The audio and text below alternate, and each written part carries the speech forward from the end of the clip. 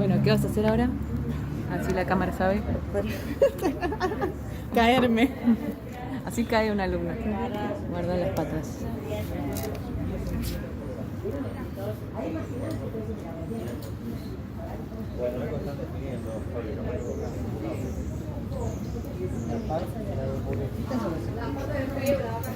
Aquí está la foseta.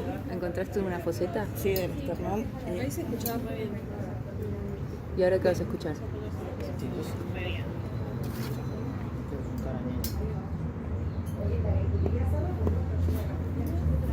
Eric, pasa una pregunta.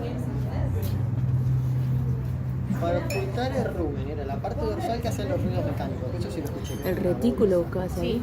Y la parte ventral se ¿Qué escucha tenés como que la escuchar? parte técnica, son burbujitas. Crepitación. Eso, crepitaciones, pero no ¿El retículo buscas ahí? ¿O qué tienes que ocultar? No, la foseta. la parte que hace dorsal sí, pero la ventral no sé si habré escuchado.